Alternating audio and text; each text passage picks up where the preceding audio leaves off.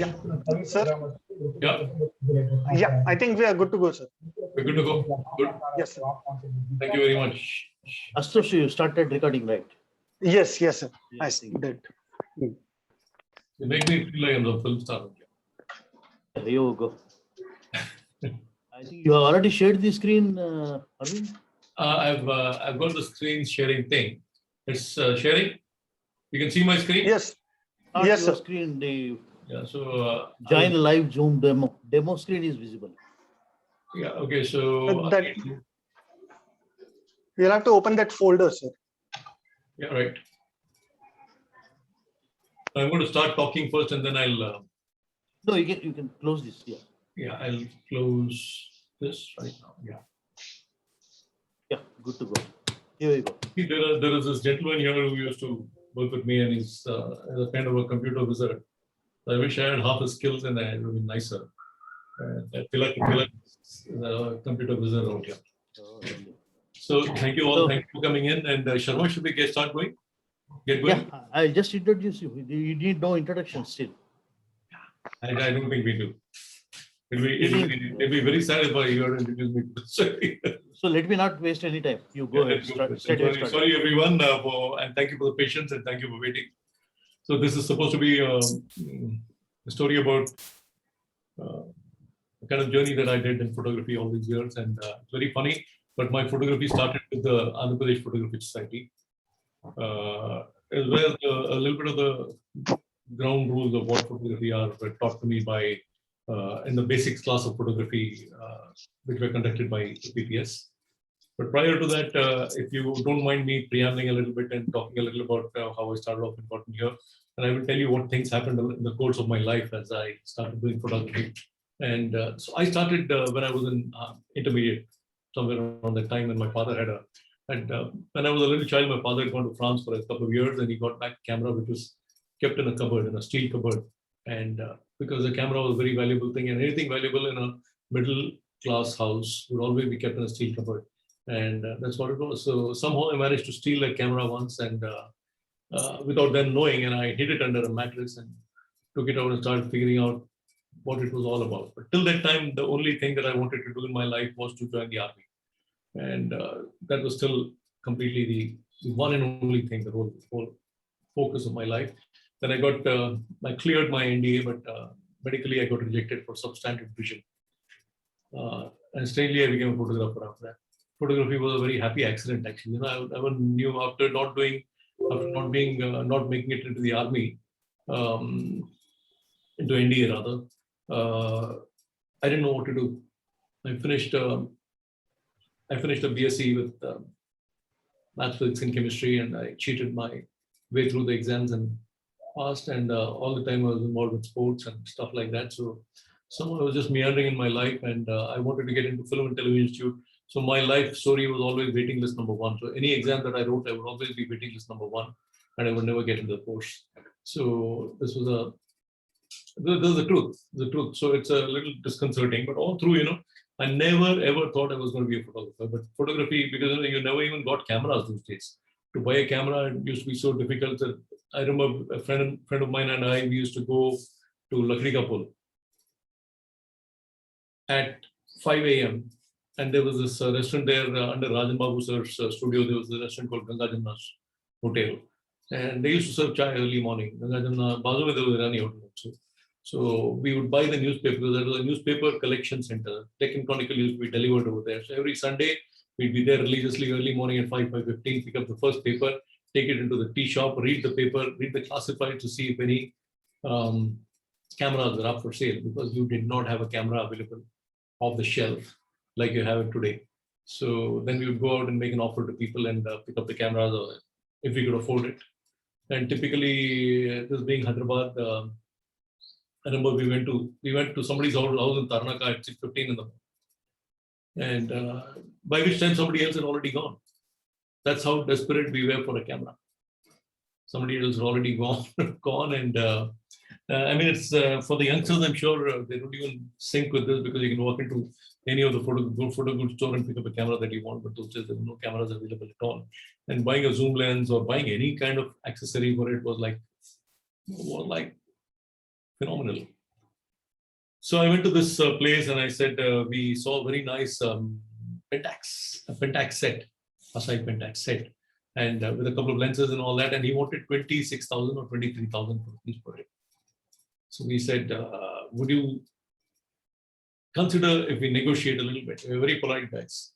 So the guy said, Saab, आप लोग इतना अच्छा बात कर रहे हैं हमसे. इससे पहले somebody else came a little while ago. Somebody came and said, about 26,000 rupees. Studio में देने का साथ में बोल रहा है. So that's the way Hyderabad used to be. It's really hilarious that 20,000 rupees was such a huge sum of money. But somehow or the other, then I started working as a sales representative for a little while after I finished my BSc. All the while I was doing my photography. So it was somewhere in 1978 that I started doing photography. I picked up the nuances of it. I would read every scrap of paper that I could get. And Sunday late mornings were always on the streets and Abbott picking up second-hand magazines of photography and getting on. And there was it was all a self-learning kind of an enterprise. So I would read the magazine cover to cover, including classifieds. And I would find out what's happening with what. It's just purely interest. I don't know why we did it, but we did it and we figured out what was happening. And there were tons of things that we could do. And we even went in, film, buying a roll of film was so expensive those days that my first shoot when I went was for an Arangetram of a little girl who was our neighbor. And I went in for the shoot and I went and asked the local studio guy. I said, listen, I have this camera and this flash and I need to go and shoot this Arangetram.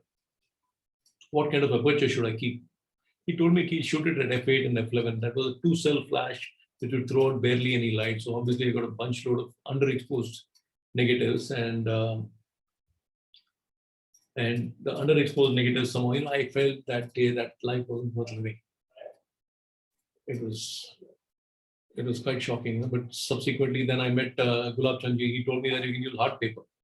So now there were grades of paper that you could use to increase the contrast. So you got soft, normal, hard, there are 5 grades of them, extra soft and extra hard. So I used an extra hard paper and managed to get some decent prints out of it and finished off that job. But subsequently, as we went along the way, I realized that photography could be a good source for pocket money. And I got myself a motorbike and I had to pay 250 rupees a month against the loan of the motorbike from the bank. And apart from that, used to be fuel for the motorbike and roaming around, all those things I had to pay for. So while I was studying in college, I was doing wedding assignments, anything that people would call me, and I just did everything which came my way. And then as soon as I quit my college, as soon as I finished my college, I finished somehow or the other, but I joined up as a salesman. In the final year of degree college, I also worked as a filing clerk in one company, for Kashinath company, where I used to file the letters away for 50 rupees a month. So 50 for me also at that time wasn't too much of money, but I used to make about 1,500 bucks a month on photography those days. So we used to charge 8 to 12 rupees a picture for photographing. I'm sure Janardhan would remember these days. So, we charge 8 to 12 rupees a picture, and pretty decent money for somebody in college who had a motorbike and stuff like that. So over a period of time, I worked as a sales rep. Then one fine day, I didn't get along with people in my company, and I said, no, I don't want to work as a sales rep anymore. I don't want to do anything. And I just quit, and I decided to get into photography, and I set up a studio in Panjagutta. It was a hole in the wall kind of an affair on the first floor opposite the big mosque in Panjagutta, which is now a garment store. So this place, and we used to cross the road into the mosque to get 2 buckets of water for our darkroom. There was no bathroom or water available for us. The darkroom was built inside the studio. I borrowed a couple of benches and chairs from my mother's clinic to use as furniture in my studio, and that was my start. And I remember started with. Look, I might sound like I'm talking a lot of history, but I'm sure there are a lot of youngsters out there who don't know how much of struggle some of us had to go through to just to understand what's photography over there.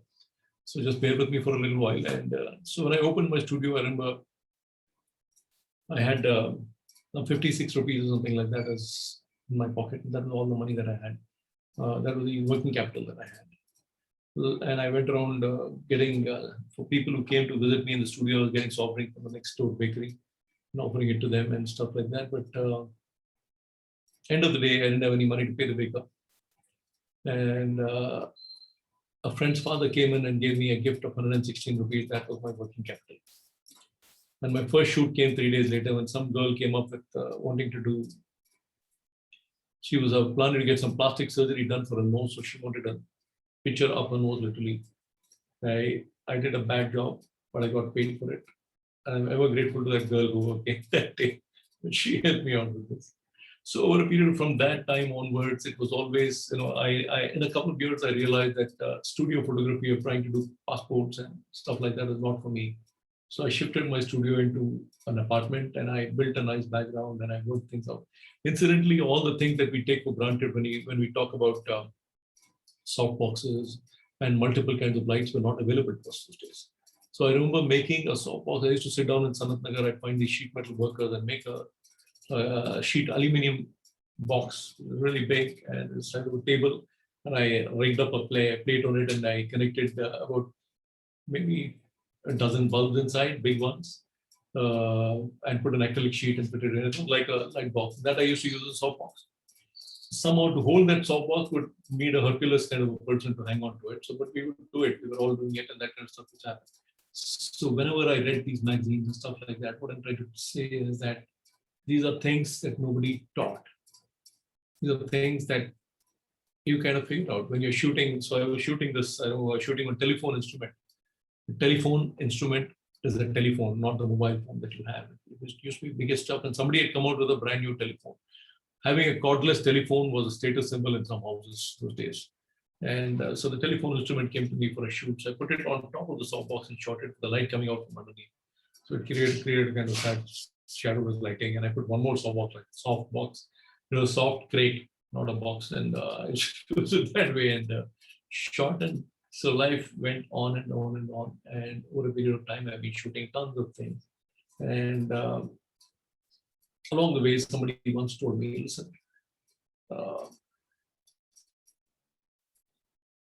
he was very drunk, and I was shooting pictures near Secunderabad station of the sweater sellers who come from Nepal to sell sweaters for myself, or I was trying to actually sell them to some newspaper. Now, I didn't even know that a thing called as such a thing as an advertising agency existed. So this guy he said he's an account executive in an agency. He was drunk and he was sleeping over in that place that day. And he told me, why don't you come and meet me next day? I said, yes, boss, I'll meet you. So every day I would go and make one or two calls. So I figured out that account executive is not somebody who handles accounts in an advertising agency. It's a guy who handles the client. So this was my learning process. And this is how I got into advertising photography, because I wanted to do something different and I wanted to do somehow this whole, I didn't find any charm or any attraction in shooting for the salons, because I found that there was too much of talk and too much of hype and build up around it, and finally I saw very similar kind of pictures coming out all the while. So it didn't really attract me. So I went into advertising photography over a period of time. So I gave up shooting weddings, and I gave up shooting weddings. And well, at a wedding, somebody followed, hey, photo wala idhar aao. So that day somehow it kind of hurt me. I said, I'm not a photo wala to you. So I'm going to be leaving. And that's what it was in photography those days.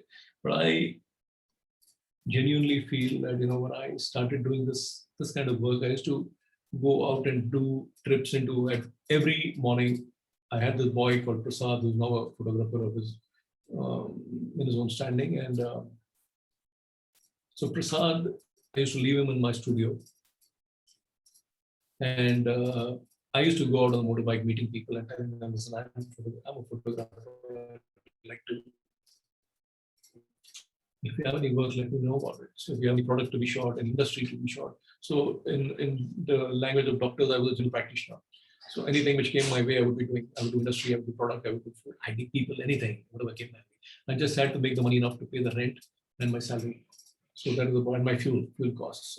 So that's how over a period of time, I started learning, interacting, started doing a lot of work.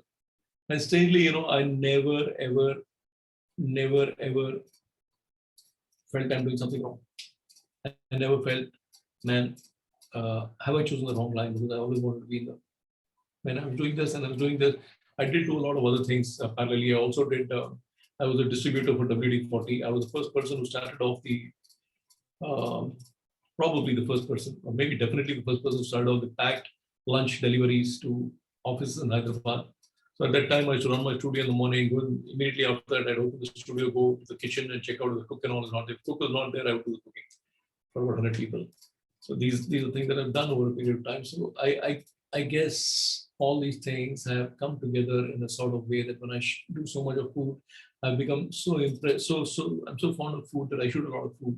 So I've got a lot of my food pictures also to show you today, and I've got a lot of my other pictures also to show you today. I've luckily found some old pictures of mine which were on transparency, which I've converted to digital, and I'll be showing them. They're not on the best of contrast levels and all that, but please do bear with me on that. These are low resolution, not low resolution, but reasonably poorly done transfers.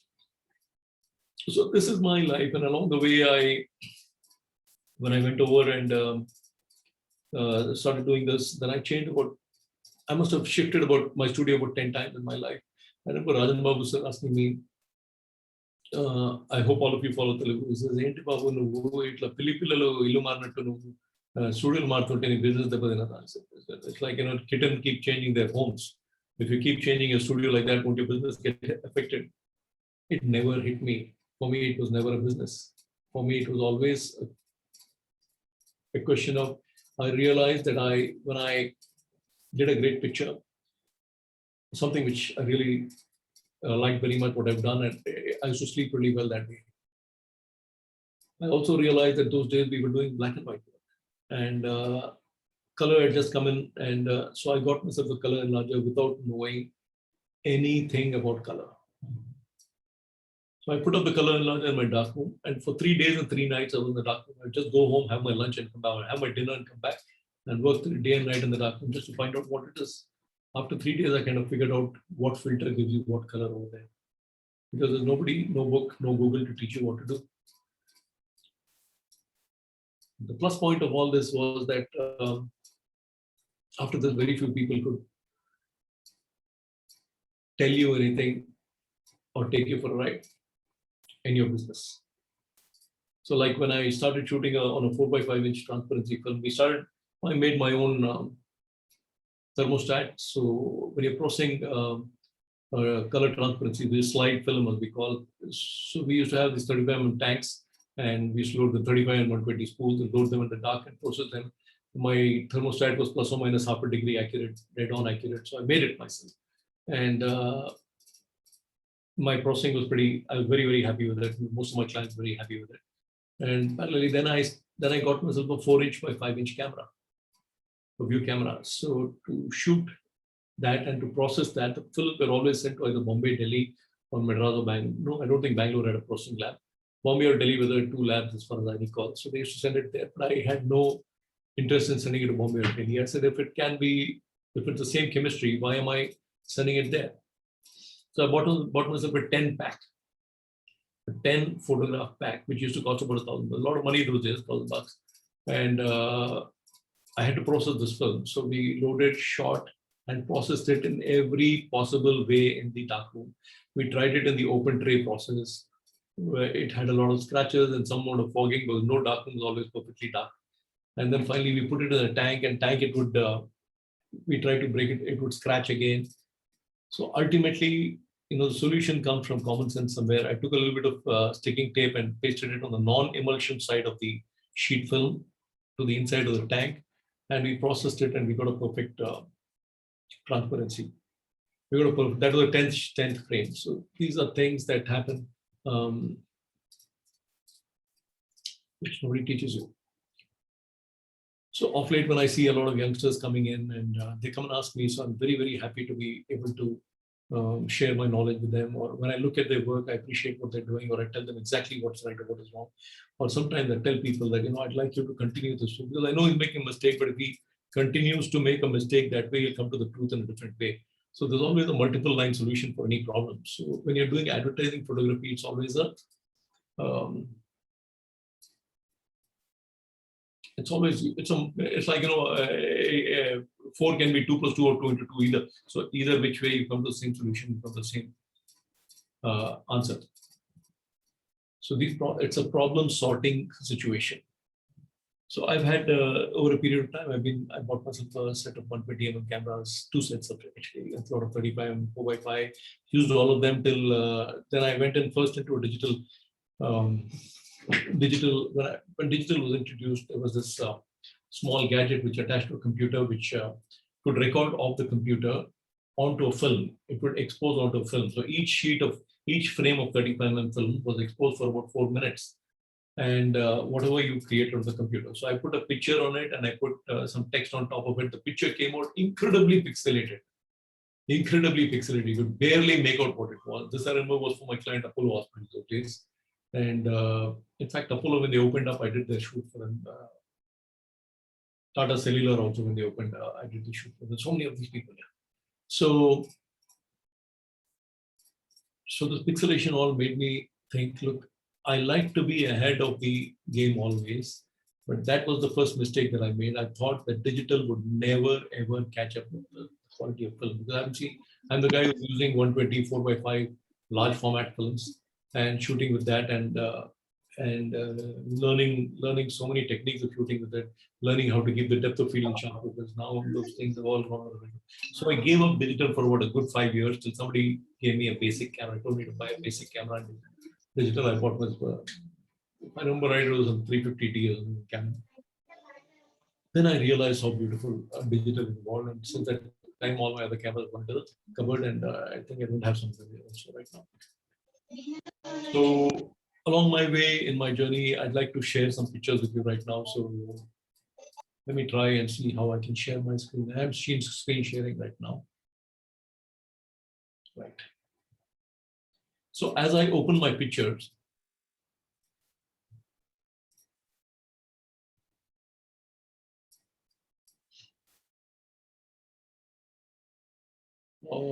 I would like to say a couple of things before I start showing you my pictures. I'm going to be showing you my picture, but at the same time, what happens is that, when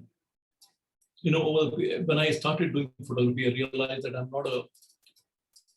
I used to be pathetic at talking to women or girls. I used to be petrified. I didn't have the courage or the confidence to talk to any girls. I used to be incredibly shy. And then I said, this is not going to work out this way in my life if I don't interact with girls. So I started calling up random girls on the telephone. I had a telephone, thanks to getting a telephone, also a big thing. I had a telephone and I called up and said, oh, listen, talk up a storm, and someone managed to find a date or a coffee or something like that. That's about it. And so that helped me build my skills of communicating and convincing people. So these things have stood in very good stead for me. So let me start off with screen.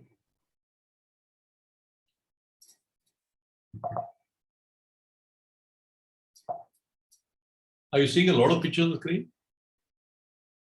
Can somebody come back? No, sir. No, sir. Just click cancel once. Where is the cancel part? Stop share, huh? No, sir. On your desktop, there is a notification that came up. It says, are you sure you want to open 132 items? Oh, yeah, open. Yeah. No. Click on cancel. Cancel, okay. Yeah. I thought I'll open it all. No, it will open all at once, sir. Just open one. So if I open all at once, I can show one. And I can scroll into the next one. No, if you open all, it will open in multiple windows. Just open one. One at a time? Yes. Okay. That open? Yes. Okay. Okay, so this is, now I need to get out of this. So I'm going to combine this. Okay. So this is a lady who is a storyteller. So that's her profession. It's incredible, but people have this kind of professions also. So I was shooting her a few years ago. Did a bad job with makeup and did this. And let me go into some older pictures of mine.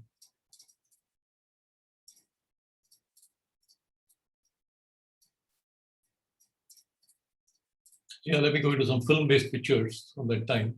So this is a shoot that I did for Nat Geo. And the picture is a little soft right now, but this is how I used to work on early morning light and late evening light. So this was somewhere in Gujarat, Rajasthan area. And can you see the screen, guys? Is there anybody on live? Ashutosh? Yes, Yes, yes, sir. we are able to see, sir. Okay. thanks. Arvind, I have a suggestion. Select all the pictures. Just close this picture. Close the picture. I'll give you a shortcut on mine. Yeah, select Select all the pictures. Yeah, Yes. Press the space bar. okay. Yes. Ah, Just press the space bar. No, just press the space bar once. Yeah, Yeah. Now just go to that second and expand it. this one? Yeah. Okay. And Yeah. then when I leave the space bar, it won't No, go. just keep using your right arrow, left arrow. That should solve the problem. I see. Thanks, Yeah. Jonathan. You're a smart guy. Thank you, sir. I was looking for this option on my Mac. I forgot how to do this. Yes. Okay. I'm going to minimize my own speaker screen to a second. There we go. Okay. Oops. What Go about to that? the left and right arrow. Okay. Not going in, boss. You selected only one picture. I have. Okay. Right and left arrow. I think you are going up and down or something like that. No. I've selected all the pictures, Jonathan. Yeah. Okay. Arvind, just Yes, select all the spacebar. pictures and do This is one. option Okay. option spacebar, please. Got it. Sorry, there we go. Okay. So this is one of my assignments where I'm shooting this DLF building in Gachibowli. And I remember this, I remember going and spraying water on the front of the building with a couple of trucks before I shot this kind of rail shot. Then I got it at sunset time and it was for the builders angels. Okay, this is a very, very old picture of mine. This lady apparently is no more. Those days, there were the models those days, and her name was Dion. She was also Miss Gladrags or something like that, if I remember right. This was all shot in a good friend's house. Vinita Pitti is a garment designer, and she lived in Begum Bazaar, and she's got this beautiful palatial house. And thankfully, she's a good friend, so she allows me sometimes. This is her clothes, her jewelry, and we were shooting for her for a magazine or a publication, I'm not sure. So this is the girl. This is one more angle of that. There's one more girl out there. These are all shot in film and transferred into digital later. For this, I was doing a picture for the Indian Army in somewhere near Jodhpur, yes. And it was an incredible scene, but I got this one picture just for myself. Obviously, the pictures are not meant to be shared and all that, but I still kept this. This doesn't make any sense even whether you share it or not. But the power of the tanks, and they took me inside the tank. And the crazy part is that there are about 15 people who can get into this tank, soldiers, fully clad, fully armed. Deadly it was. Here's the shoot I was doing, and I was doing a long shoot for an infrastructure company across the country, wherever the projects were. And this particular day, I remember I didn't get a single picture from morning till evening, and I was loafing around. When it was evening and the sun was setting, I got the picture. I'm pretty happy with this. You need to pull out one picture at least somewhere along the way, and that's how it worked. It is a new picture that I'm just doing a cookbook for some people. So the picture I'm sharing with you, just so they can take a look at it. So this is a bunch of ladies who do ikebana flower arrangements, and they're wonderful friends. They're wonderful people also. So what they do is they come out with one arrangement and they use the flowers and whatever they use in the arrangement.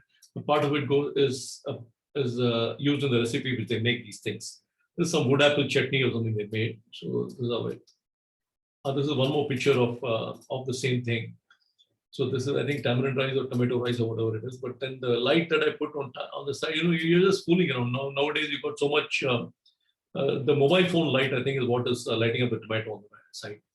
So sometimes, earlier on, we used to buy lights, and I remember buying a ton of lights here. So there were those power packs that we were using, and the ton of lights don't make any sense anymore. You can do phenomenal work with some basic light. So photography has become easier over a period of time. But what has not become easier is that you haven't learned. Because it's become easier, I've seen a lot of lazy people coming into the picture, or lazy photography happening, and lazy advertising happening.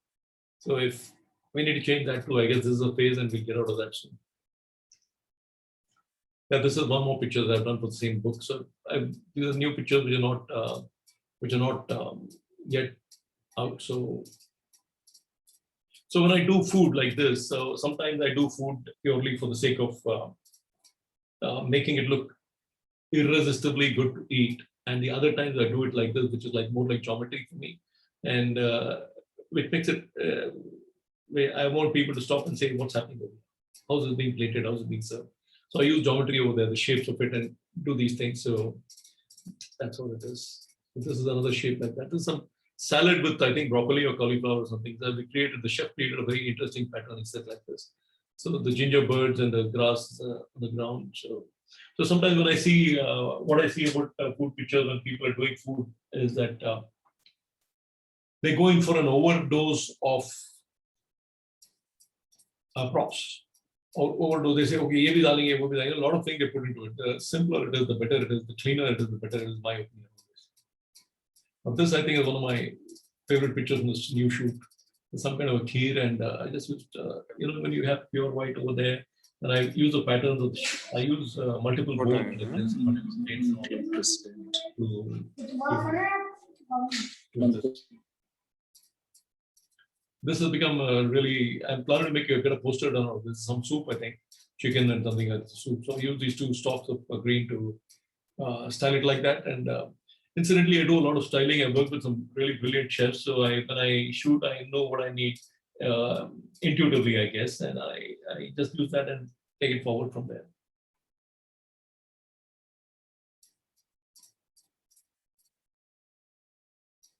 So if you're doing something, the props can be cut. The food has to be highlighted. That's my opinion. So when you look at it, you feel like, yeah, this is what it is. I want it.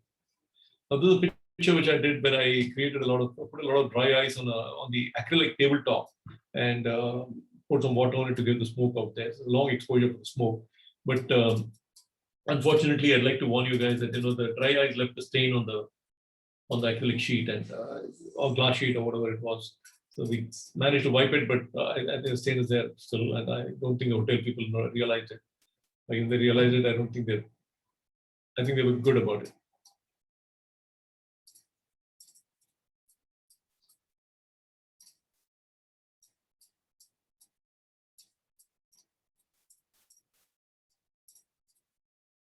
So this is a slightly older picture. I was doing the story. I told the story earlier, but I was doing the picture with Gopi Chand and the Badminton Academy, and we wanted to do a picture on the business of badminton. And I asked Gopi to wear a suit and come to shoot this picture. But when I read there, I realized that he doesn't have a suit. The guy is incredibly simple. He's he's too down to earth to be true. So, and he's soft spoken, very gentle, and everything is. He's like a saint out there. So I tend to connect with the people. So then I said, okay, let's do it this way. Gopi, what we will do is we will. He borrowed somebody's jacket and he had the trouser, like his striped trousers. Then I started getting somebody to throw the shuttles over the net at him, and I used a slow shutter speed and a flash gun and shot this image out there. So it isn't a manipulated image. We converted it into black and white and slightly stretched it. Beyond that, the streaks and all are natural. But this is one more assignment of mine where I was doing for a real estate guy. He probably owns he's probably the largest real estate owner in this part of the country. And thankfully, so these are all his facilities. This picture was South Indian filter coffee, which I wanted to put into this kind of a cup and use the paper as a backdrop. And this was a very successful picture for me because after this picture sold again subsequently a few times. For the magazine, I was doing these drinks. So I had the good fortune of dealing with so many really good people who could work so beautifully with foods. And when you're working and you have somebody who's really good to who can help you out with these things, you can do some really nice shots out there. This again is an old picture for a sari designer. There's a mirror planted over there in the beach. And I think the mirror also got a prop it's been propped up with a small plastic chair. There are two women out here. This woman's reflection out there. There's a flash gun being used to illuminate this so that it was nearly dusk. So I wanted the contrast with the beach and all that. Here's a very, very old picture. So this is one of the covers for Stardust or Star Film Fair or something like that. We call Chiranjeevi and two local girls. One has subsequently became an actor, but she failed the front one. The girl behind was an air hostess, lovely girl. She was a Mrs. Gladrag, India Gladrag, something like that. Both the kids are very nice kids. For Nagarjuna, I had a very interesting story to tell you about Nagarjuna. My first ever cover picture was Amala. Amala as an animal activist for Shiny magazine, and I did that. And when I was doing that picture, I was supposed to do a family picture, and I did a family picture of Nagarjuna, Amala, and their baby Akhil at the time, a small baby. Nagarjuna liked it so much that after that he would only shoot with me for some time. I never asked him, but he did that. So he was known as quite a woman's man, but I don't blame him. There were women going all over the place, falling upon him. A very good-looking guy, very charming guy. And so I did the shoot with a few girls, and I got Nagarjuna into my studio to do this picture. This picture I put in here because this is probably one of the this is a photographer friend of mine, and he's probably one of the most evolved people that I know. His name is Charles O'Rear. He's the man who shot that picture called Bliss, which Microsoft Windows uses in their as a home screen. So Chuck, we call him Chuck O'Rear is what we call him. Chuck is an incredible human being. I'm privileged and blessed to have met this man and worked with him. This was in our hotel room there, or his room or my room, I don't recall there, in Taj, Bombay. I found this picture just recently. This is again a shoot that I was doing for National Geographic, and this is on film. And Najo, there were farmers in Sri Salem area, so just started off early morning. I got this picture, and there was guys smoking. This is for the same set of pictures again on film. But there's a fisherman who had cast his net in the sea near Vizag in the night. In the morning, he was pulling it out, and he got only one fish out of this whole catch. I remember that very distinctly. But he couldn't pull this net out because it's stuck in the sand. And I waded into the water and did this picture, then helped him pull the net out.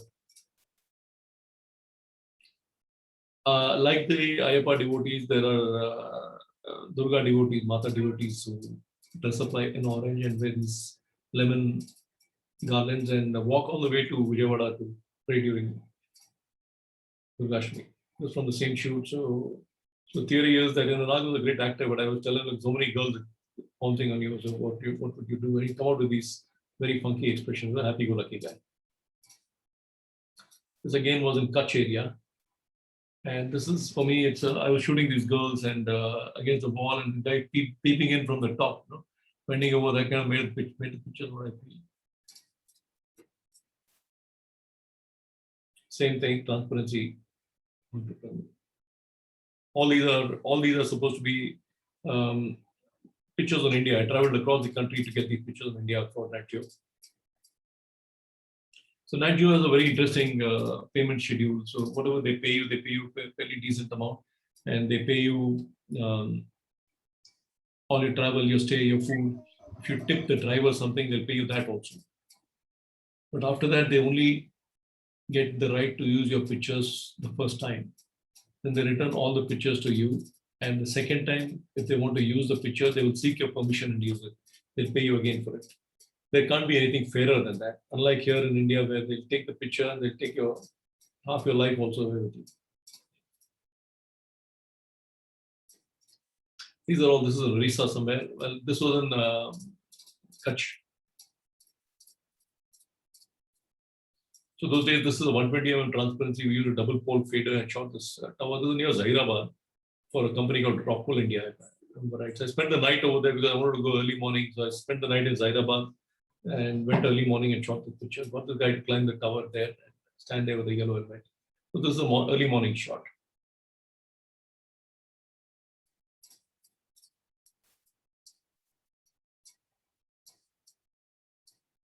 There's a few food chefs that I've worked with.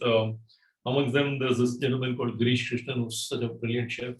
There's Akbar Biju, who's right now the executive chef of Taj Pier in New York. These are people that I've worked with, and Challu is Chalapati Rao, who runs the Simply South restaurants. So I remember this is a building that I was shooting for. Tishman Speyer were the clients. Wave Rock building, it's supposed. This is in Gachibowli. Oh, this is me fooling around, probably with some other photographers going around the place shooting images like this. Sometimes I go out and shoot Golconda and whatever I feel like. So this image has been used quite often.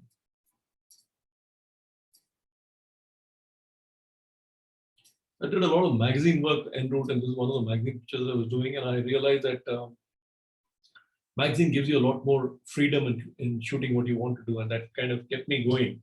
And they were happy with what I was shooting, and I was happy shooting what I was shooting. And whereas the advertising agencies continue to remain very difficult to shoot with. This was with TPS I was doing pictures like that. I'm sure some of you would have got better pictures than that. Yeah. This is again for the same infrastructure company that was, they were doing a double road laying, and I kept doing these pictures.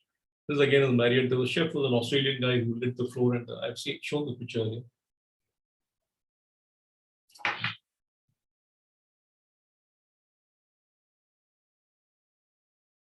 So here's what happens when you're shooting these things. You know, I climbed up the tower completely, then I made the guy climb up in the middle, and I realized. So I like to keep my pictures all very clean and simple, and I want to. So I got these stickers also made for the helmets and jackets and wherever, because I used to carry them in my bag, because I know when you land up over there, the guy won't be wearing a helmet with the client's name on it. So I would put it on and make the job easier for me, for the client also subsequently to use it. But this is one of my Telangana pictures. I keep going around the place shooting sometimes, and I found this temple like this. The same infrastructure people, the way they dig the very bowels of the earth is it's not very nice sight to see, but pictorially it looked nice because we got some nice lights come falling on the back and through the dust. I do these sometimes when people are willing to pay me some money for it. This is one of my last campaigns that I did, and this is something else. Yeah. This is for the book that I'm doing. This is Dr. Amte and his wife Mandagini Doctor. This is Bapuro Tajni, same book I'm doing this. So here's what when I'm shooting people. I believe that if you don't connect with the person, you will never be able to make a good picture with the person. So it's a mind game. So you get into it, and there is a relationship that comes up over there at that point of time. And unless and until you're able to tuck your way through and find out what's happening, manipulate the person over there, I do it every time. On a few rare occasions, very, very rare occasions, like when I was shooting Pranab Mukherjee, I realized that that man is so smart. While I was trying to manipulate him, he was reading me too. So that's the picture where what I believe is that if I have an interaction with the person and I can shoot the interaction, if I know that I've shot a live person and not a mannequin kind of a poser, then I've got a good picture of what I believe. I believe we should go more for those kind of things than the aesthetics of it, and say, you know, the triangular shadow of the lip and all that stuff, which it doesn't really go down well with me. So my kind of photography is like this, and when I interact with the person, shoot the personality. This actually, you won't believe it, is it's for a small time chocolate maker, and we did these pictures and talking about the sensuality and security of chocolate. You know, when you eat a chocolate, it's got a, that's what it is. This is a stage picture with an incredible troupe. These are all physically handicapped people, and they perform the most extraordinary dances. So this, I think they were doing Mahabharata or something like that. And so the wheelchair is actually a chariot, and that is Krishna, I guess, and Arjuna shooting out there. They were all, these guys were all from one dance school, and just shooting them was itself such a pleasure. All the Sindhu's pictures that I have done some time back, and I like the girl. She's very sweet, very nice girl, quite pretty too. So the thing is that, you know, this is when the people came who wanted this picture, came and showed me a reference picture. They said we want it exactly like this. Those are pictures I don't like to do, but sometimes I do it for money. You're in the business when you need to do it. I was shooting perfumes in the old city, and this picture also made it to a few places. So when you go to see it sitting out there, typical old time scene.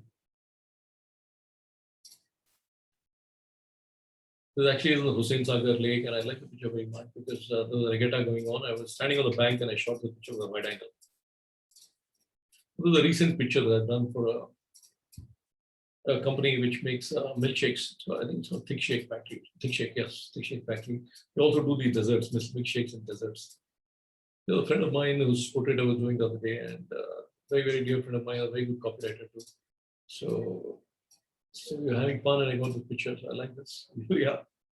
So like I said, you know, unless and until you get into the person's head, and you won't get that's something which sets the picture apart. Again, so the recent shoot again, I was doing a sign up for a electronic products company called Anchor. They come out with a lot of things like hearing, sound and audio and video and all that stuff. So here is a very difficult situation when you are doing this work with a celebrity who's giving you 8 hours of time to shoot, and you have to handle the celebrity, and then you have to get tons of pictures out of it, tons of videos out of it, and all these things in 8 hours time.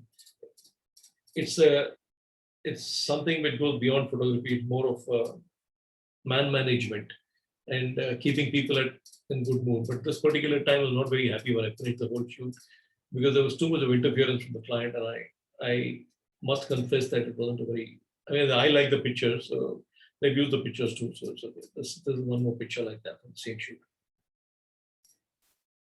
This is something that a few of us have gone to recently. There's a Stonehenge in Telangana. We've gone there and shot this picture some time back. It's incredible to know that there's a Stonehenge in Telangana, and not many people know about it, except for a few of us in the photographic society.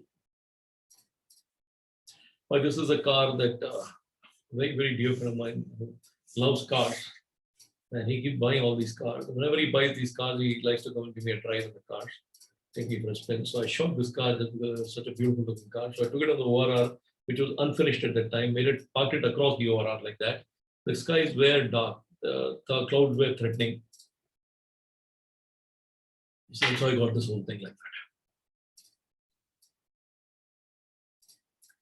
The film actor who started, when he started, his name was Navdeep, and when he started, he played the role of a boxer in a movie, and I was assisting that movie director in that shoot, and subsequently he became a good friend, nice fellow. He built a physique now. I wish he'd built it at that time. So the shoot we were doing in the studio, just like that. So my wife was a baker. This is one of her products. I shot it for her. I shoot a lot of stuff for her. This is for the book again. Somebody made cookies, and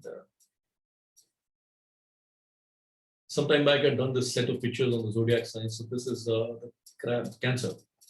So this is a girl from Iran who's now in Belgium. She's in touch with me still. And lovely girl. So we set this up and shot the picture. For Microsoft, again, one of my clients. This is a girl. This is actually a horizontal picture. It's lying down on the ground. I was doing this shoot on dark is beautiful. So I always believe that dark skinned girls can be extra attractive, and a lot of people still go for the fair skin that fairness complex has to go away from our country. Right? This girl is so stunningly pretty, and she's so smart. You can see the smarts in her. And when I look into the picture, I wonder if she's reading me or I'm reading her. That's the same girl. Oh, the same girl who did the cancer thing. I was doing another shoot for a garment store. I did the shoot, and it's got a lot of praise. It was shot on the Tangman Hussain Sagar Lake. The shoot I did for Langoils. Yeah. I did a campaign for them at that time. This is sort of shoots. This is for a jeweler. What we call which one. So this is in Mathura. Something got into my mind that I'm tired of photographing all these girls and boys and men and all that. So let me go and do some real stuff. So I always admire the editorial kind of guy. I think they do the best work in photography. So I went over to Mathura and came back. After that, I decided not to take expensive cameras in such places because your camera is going to come back with a lot of color. And I had to take it to Delhi to the Sony office, get it cleaned before I got it back.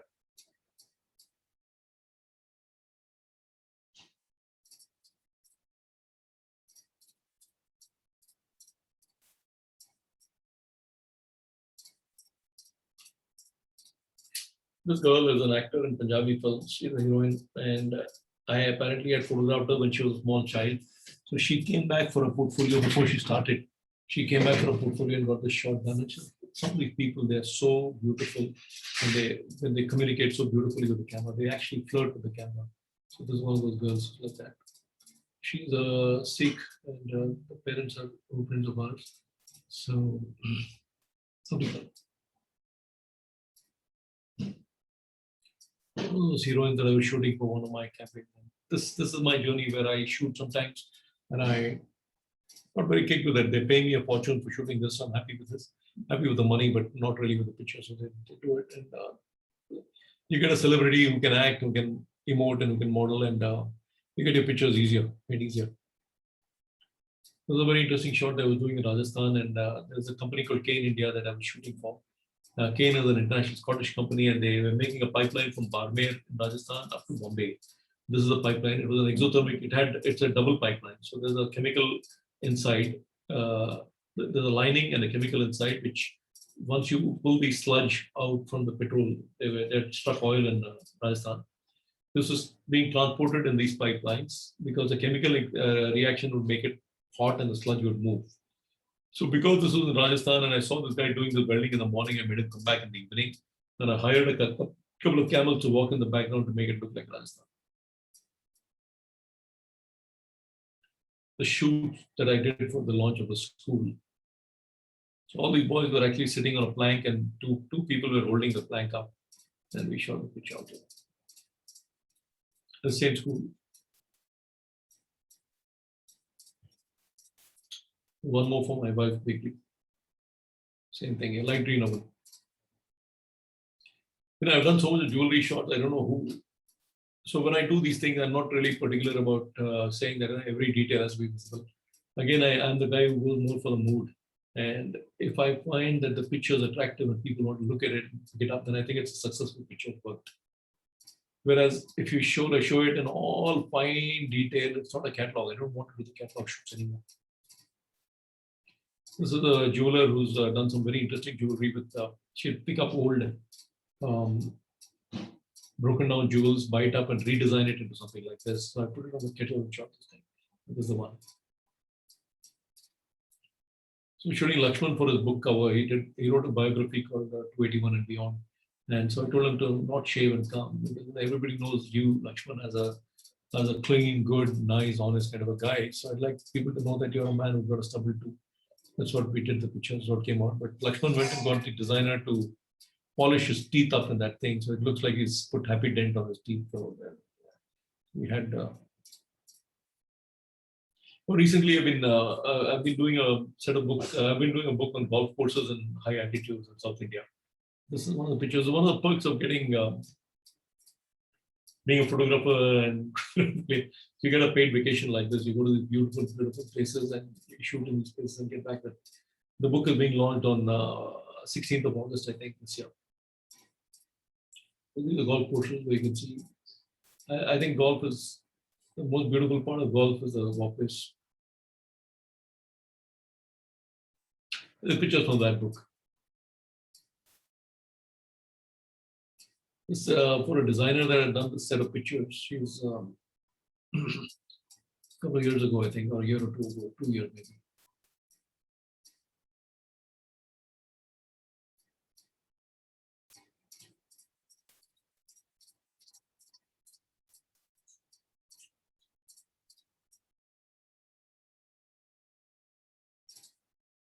This one more person who makes silk. So the recent shoot again I was doing for this company which does concrete pre-mix. So I land up there normally much earlier than the first guy who comes in there. And so we got these workers also to come in, and then it was still dark. It was still dark, the sun hadn't yet broken out. So I got the lights of another truck to be falling on this guy's face. And I got him to sit over there and did this picture over there. This is stuff that I like to fool around and play around with. And I believe these kind of images tell more of a story than the posed images.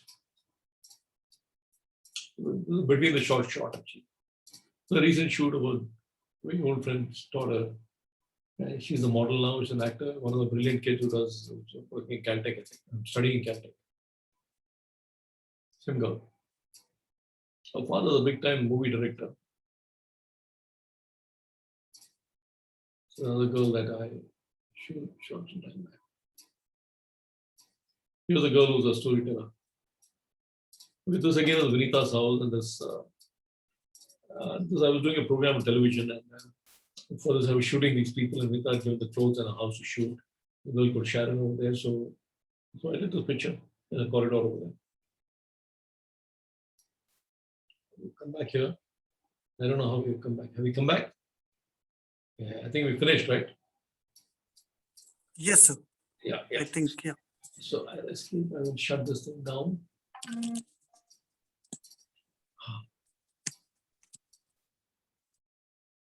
Should I do stop share, Ashutosh? Yes, sir. Yeah. Yes. Hey, thanks, guys. So that's part of it must have been very, very boring, but thank you for being around the place. And if you have any questions, I'd be very happy to take them. Hi, Ajit here. First of all, thanks a lot for that, very informative talk. I think, the perspective of that journey from your first camera with that 2-cell flash to now, this world where all this equipment is so easily available. I think it puts a lot of things into perspective for someone like me who's like literally new to this space. So, one question now,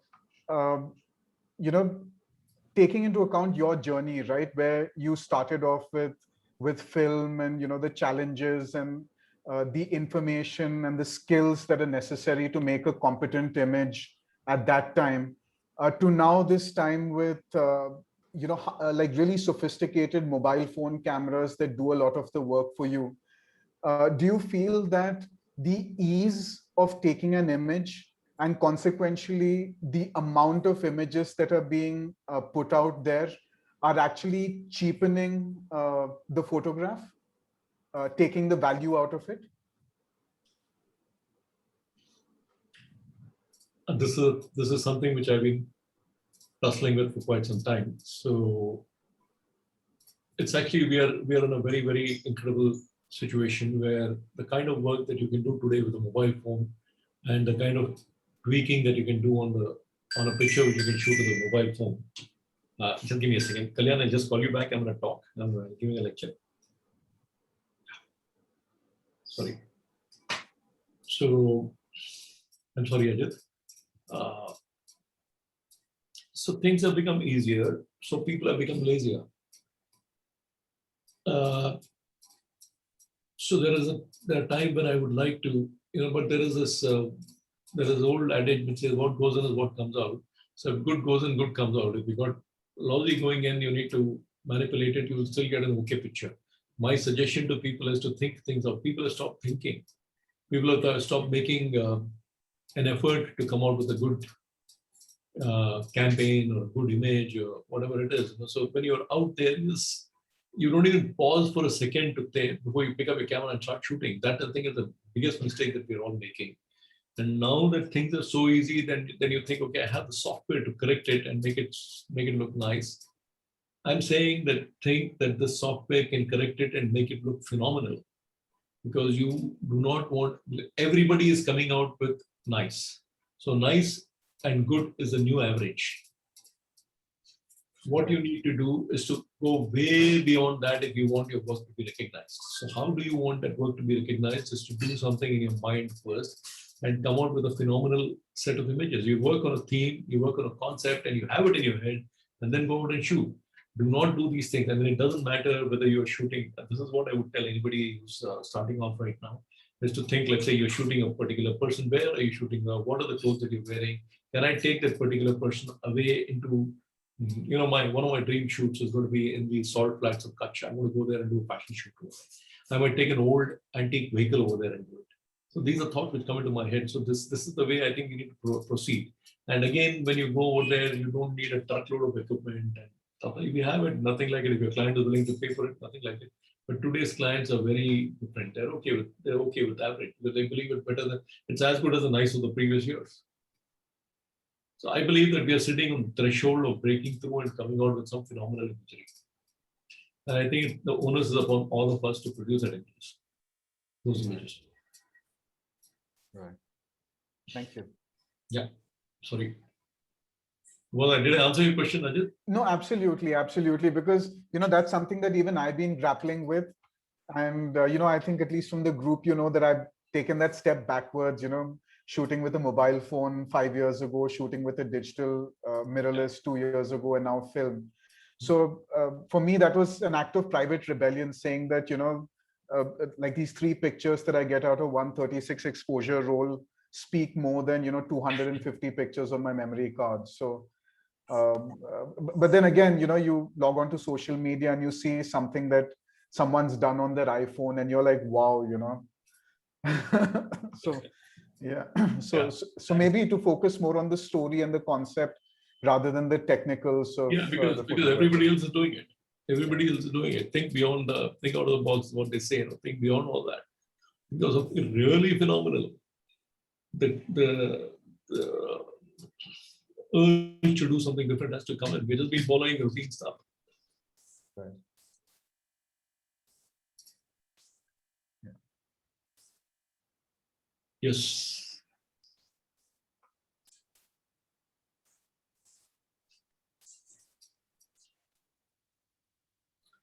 Sai A to everyone, which year was this? I don't know what it was. Sanjay Kendri Picnic Bakery. Yes, sir, you're right. I forgot the name. Thank you. Which was the first color lab in Hyderabad where you got your first color roll done? Processing and printing. There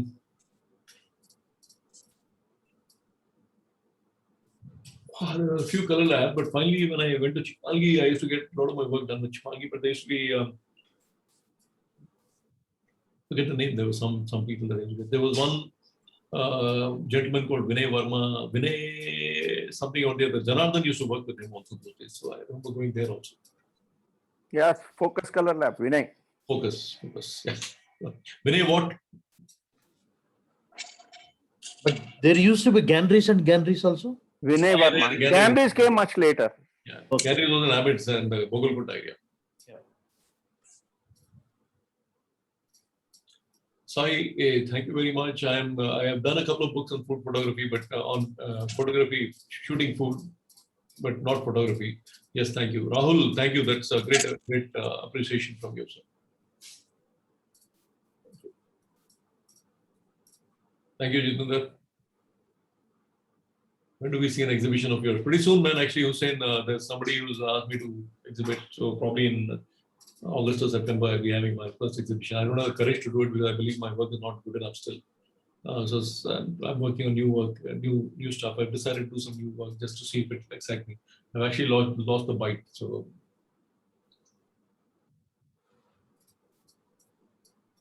thank you, Dr. Vijay. Thank you, Vidya. Thank you, Krishnan. Thank you, Ishwar.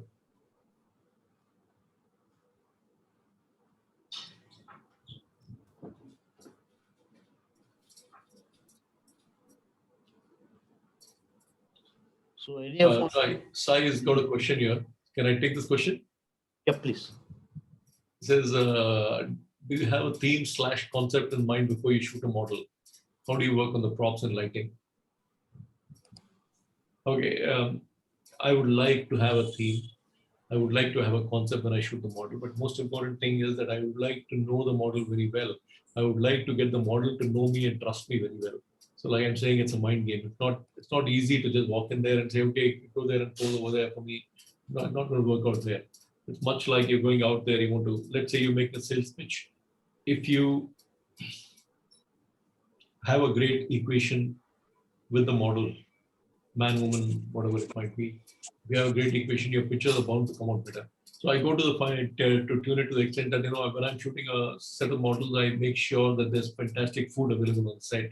There's good drinks available on the set, whatever it might be. Because that probably cost me a little bit of money, but it'll give me about twice the amount of work that I could get otherwise normally. So I make everybody very comfortable, and I'm the only guy who's on the edge from the morning till the shoot is done.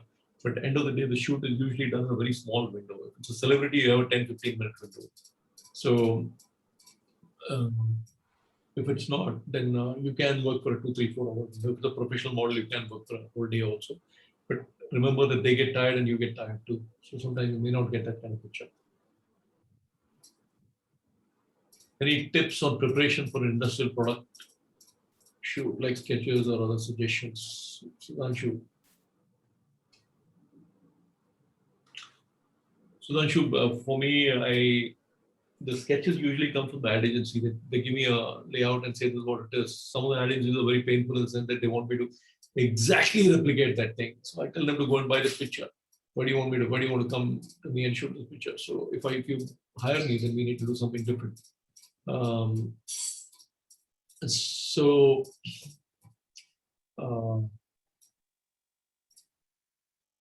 Having a sketch helps, but I prefer to have a line. If the copywriter gives me a line, I'd like to think of an image based on that line. Because it's a campaign. When you're doing a campaign for somebody, they're putting a lot of money into it. There is an objective behind shooting the picture that when you put the picture up there, it should sell the client's product. Whatever picture I do, it has to stand up and do a job. It has a job to do. I'm not doing it for fun or for myself. It's for people.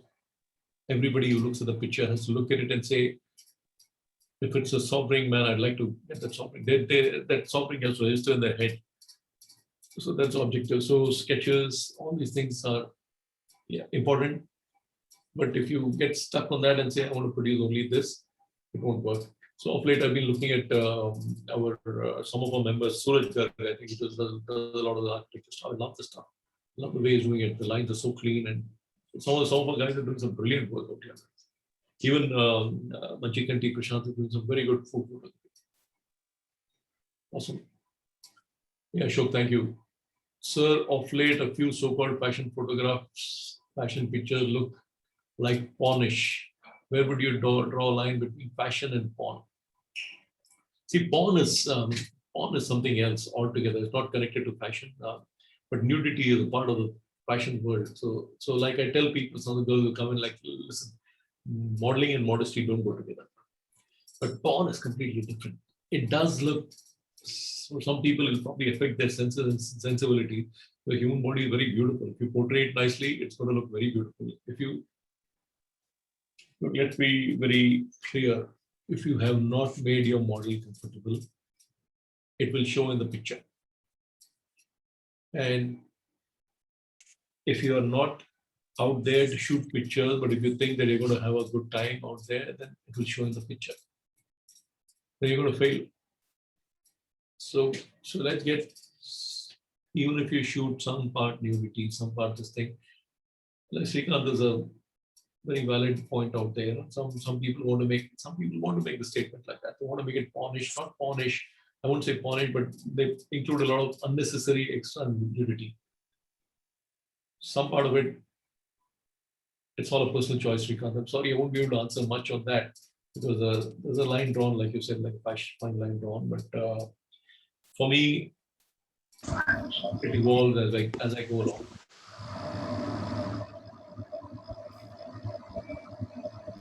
How do I sum up my life being a photographer? I don't know, Akwin. I don't know. You guys tell me that. I'm okay. I'm happy.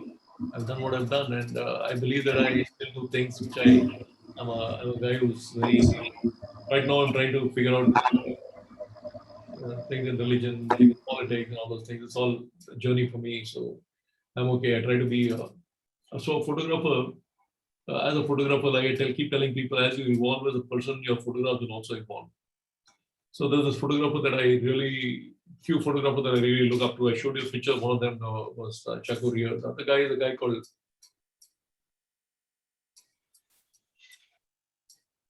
The name is gone. Srikanth, what's the name of the person whose book I gave you?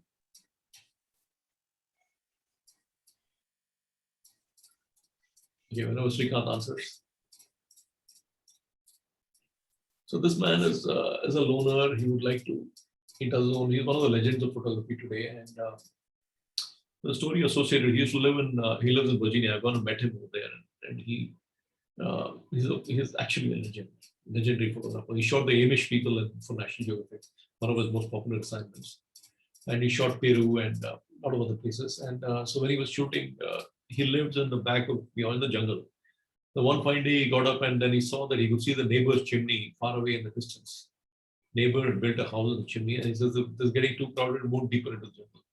So it's all how you want to be living. So I would love to be in a place like that. And I don't know. I think we have a misconception that success is equal to money, is equal to setting up a business. I think we're going to lose. You're going to lose your whole life in living if you chase such things and such dreams, because you can only spend X amount of money, not X into million.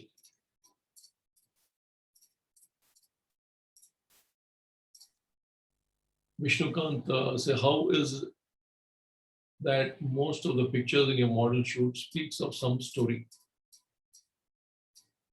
I hope it speaks a good story, Vishnukant. But then, like I said, I like to kid around. I like to joke. I like to talk. I'm quite a talker. I can talk up a storm when I need to get into the person's head. I can talk up a storm with anybody for that matter. It need not be a pretty girl. It can be a very old man or a very senior lady or whatever it is. I know exactly how to get in there and get into their mind and start pulling strings till I get my stuff out. Once I get the picture. Again, I'm also one of those kind of guys who doesn't believe that a smiling picture is bad. I believe a smiling picture is good. I think there's enough of tragedy happening in the world. I think I'd like to see, I'll shoot a lot of happiness and positivity. Sudhanshu says, do you suggest making the model a person comfortable and shooting a candid shot rather than a stage shot? Model is conscious and natural. Okay, Sudhanshu, this is a very interesting thing. Yeah, making the model comfortable is very, very important. But sometimes what I've noticed, what I've realized is that despite your best effort, when you're shooting the picture, the model is tense. There's something which shows up. Like I tell people, the tension shows up in the fingers. Like if your fingers, the model's one finger will be standing out like this, one finger will be standing out. Other will be clenching in the jaw. All these things will show up. But what I'm saying is when you shoot one picture and between the next picture is when you get the picture. So be prepared. You shoot one and instantly shoot the next one, you might get a great picture out there. That's one part of it. Okay. Looks like thank you, Arvind. Thank you, sir. Thank you, Leader. Thank you. Is there any? Oh, well, one more question. Thank you, sir.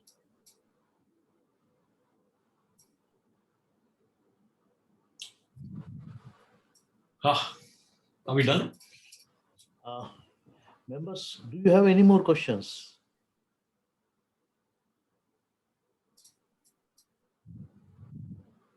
We'll wait a couple of minutes.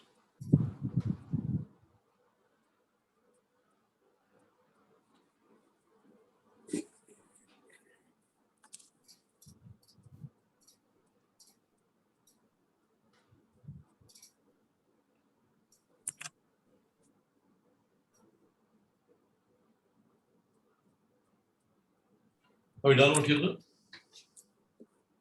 sir? Yes, sir. Looks like we're done. Thank you all very much, and thank you for asking me so many questions. And I hope I've answered them to your satisfaction. And pleasure meeting so many of you. Okay. About the Focus magazine, I'd like to say that we're delayed this time. Srikanth is out of town, and the moment he comes back, it will be done again. And we are working on it still. Yeah, we are due for March, April, and May. Yeah. So, to conclude what Arvind has presented today, it cannot be concluded. It is an inconclusive story, inconclusive journey of him, if I may so say. And if I also wish to say that if you don't feel it as a flattery, Arvind, I would like to say one thing. You always keep a very low profile, always. And you keep the depths for yourself. And do not be expressive unless such an occasion as this arises. So you, most of you members, you must have heard of Mariana Trench. It's in the Pacific Ocean. The Biggest depth of region. the Mariana Trench has been plumbed by the British HMS Challenger in 1875, and they have measured it as 4,475 fathoms, equivalent to around 8 kilometers.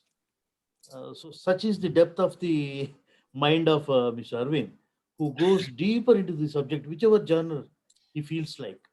He touches, he lays his hands upon, keeping a low profile, and he goes very deep and makes a connect with the subject, as he has been telling us while the fashion photography is concerned. All are awesome photographs that he has shown us today. And he is a chuparustum, if I may so say. And thank you very much, Arvind, for your grand Thank you very presentation much. here. Thank you. And I also thank all the members who have garnered more than 38 members. Yeah, but I'd like to guests say also. that, this is not even a small fraction of my journey, the kind of work that I put up together here. So someday I will really make an effort and put some more stuff together and show it to you. I'll really try and collect some of my old work and put it together. We'll be eager to see you with all this. Thank you very much, members, Thank and you. Mr. Arvind. Thank you. And thank you, Ashutosh, for having organized this. We'll meet again on the fourth Saturday of this month, again with another outstanding photographer, well known all over India, with whom we are speaking to. And Arvind sir, have you got anything else to say? And you No. I would like to say to everybody, look, the lockdown is not in place, but people are being very worried and very cautious in traveling out of the place. And if you feel that you have I'd like you to pick up your camera and start shooting something outside also, and get into. We've been toying with this idea of doing a series on Zoom only for TPS to get you back into action. So we will be announcing that very shortly, and we'll do it. So but I'd like you to start shooting. And there's another. Actually, there's one more very interesting bit of news that I would like to share with TPS subsequently. Not right now. That there is a possibility of they put me on a panel for some grants in photography. So very interesting things are happening worldwide. So this particular grant could be shared, and people could apply for it. And so people are doing things for photography, and TPS also were planning to do this because some of the members had already contributed to it. And I don't know this whole thing as the scope of situations really put things break a lot of things for us, but we will still be working on it. So it is important that we need to keep on shooting, particularly the younger guys who want to get into some really good stories, and really if you think it out and come back, there's grants available to you soon. There's two more messages on there. Mr. Anshu, thank you. Hey, thank you, Namrata. Thank you, a lot of people, man. Thank you for this. So we'll call it a day. Answer. Yes, sir. Sharma sir, you're on mute.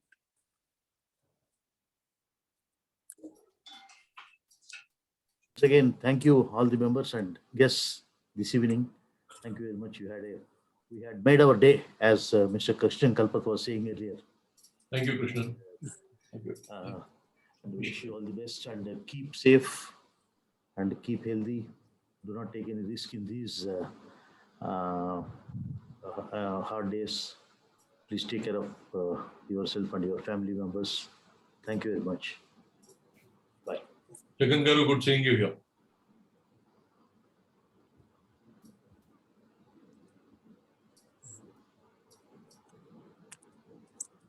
Okay, thank you. So I'll end this call now. Yeah. Yes, please. Please do. Yes. Okay. Thank you. Good night, everyone. Thank you. Thank you, Astosh. Bye all. Thank you, Bye sir. all. Bye-bye.